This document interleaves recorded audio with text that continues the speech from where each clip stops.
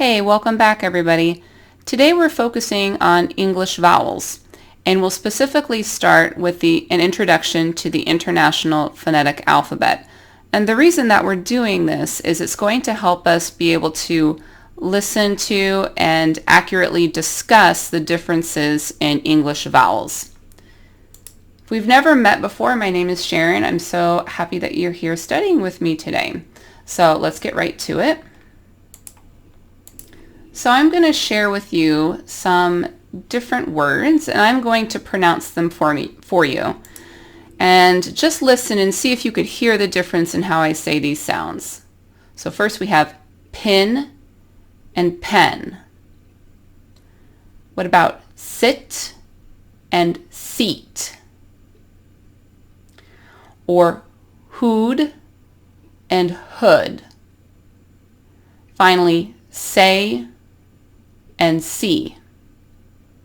If any of those combinations of sounds or those combinations of words sound the same to you, I'm glad that you're here because today's lesson is going to help you be able to focus in on those sounds and start listening for the differences in how those vowels are produced. All right. So what we're looking at here are a group of vowels called monothongs. And what a monothong means is your mouth does not move from one position to another. So this vowel is said all in one position in your mouth.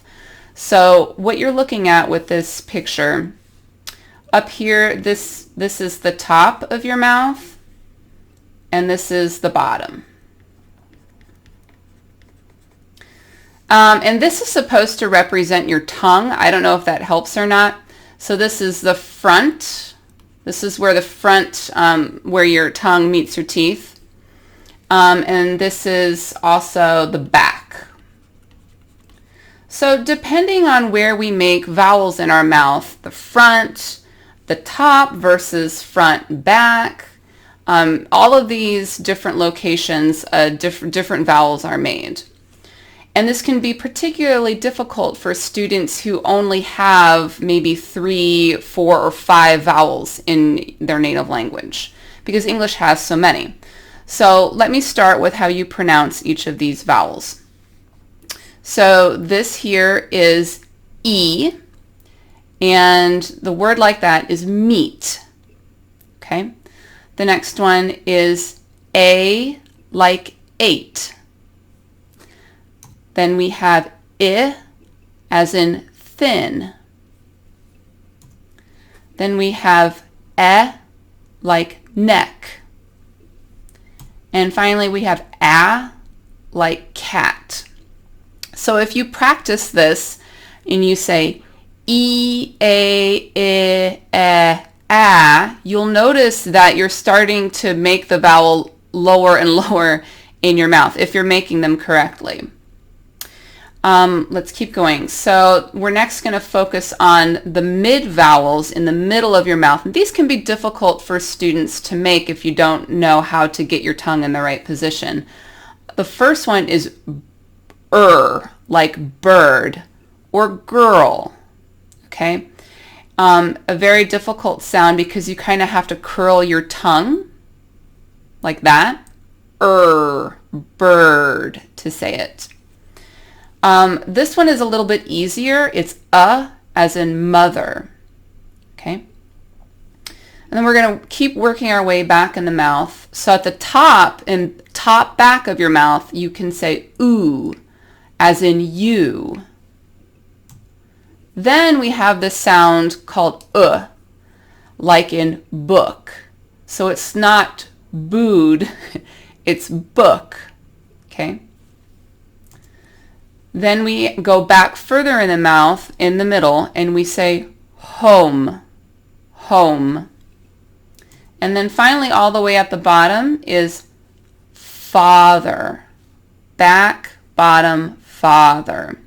And so these are all the English monothong vowels, okay?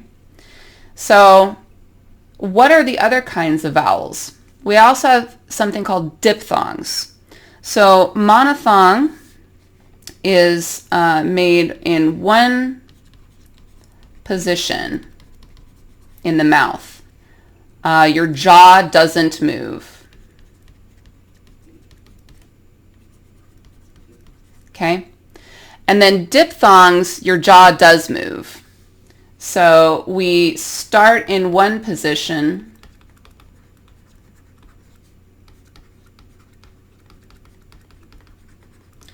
and then we end in a new position.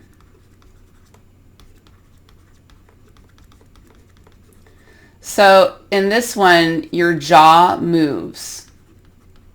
So I'll show you what I mean by that. So these are the diphthongs in English. So I'll start with, and by the way, when I talk about this, I'm speaking about American English because that's the accent that I have.